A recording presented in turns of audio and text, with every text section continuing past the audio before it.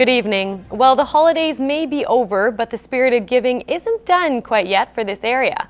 Many local nonprofit groups will be on the receiving end of some valuable grant money thanks to the Saskatchewan Liquor and Gaming Authority. Communities across the province will share in the $1.5 million from the charitable gaming grant.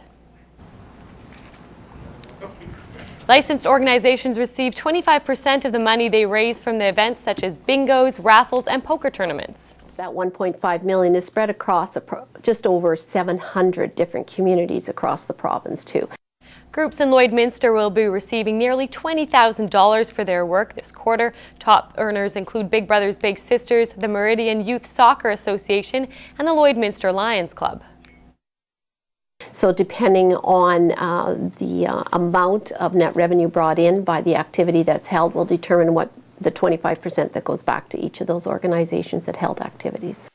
According to the MLA Colleen Young, most of these organizations depend on grant money like this to operate. It's important to note the time, energy, and effort that they put in to ensure that money is raised, so the services, the programs, the needed things for their clients of each of those organizations is taken care of. In the past fiscal year, nonprofit groups across Saskatchewan have received $5.7 million.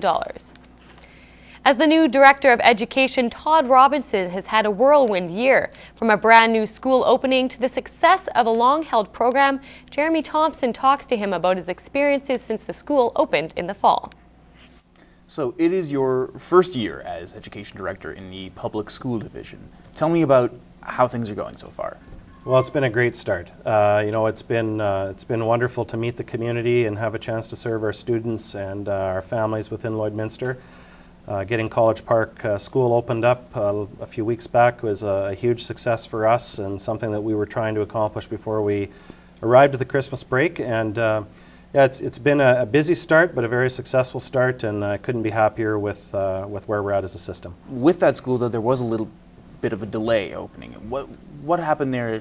What do you want to tell people about the whole delay with College Park opening? Yeah, it is a big deal to do in your first year, and certainly there was a little delay, and it was a 3-month delay. So many would say it wasn't that little, and certainly we would have liked that to have been as short as possible, but it is what it is. And at the end of the day, I think we had experienced some difficulties with coordination of trades and managing to get some of the work sequenced in the right fashion that got us in when we could.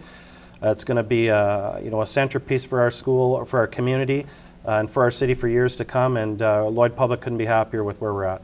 I want to move on from that little bit of difficulty to some success that you've had in the past year. Jack Kemp School won the Adopt a School contest. Tell me a little bit more about that, and what that's done. I think that was really exciting, and just an example of a community working together, and the fact that Jack Kemp was able to win the competition by so many votes, and that doesn't happen without a community wrapping around a school and supporting its members and its students. And at the end of the day, our kids at Jack Kemp received just over $10,000 in new books, and it was just so exciting to see the looks on their faces and the engagement that was there when those books were dropped off. And kudos to the staff and to the community at Jack Kemp Community School, because without them that wasn't possible. And just another prime example of a community and a school working together.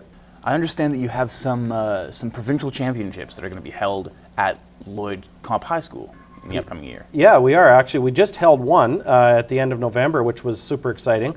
We hosted the best of the best in volleyball in the province of Alberta in the 4A provincial championships, and the tournament was a huge success, and just a great job by the organizing committee and the administration and staff at LCHS to make that event happen.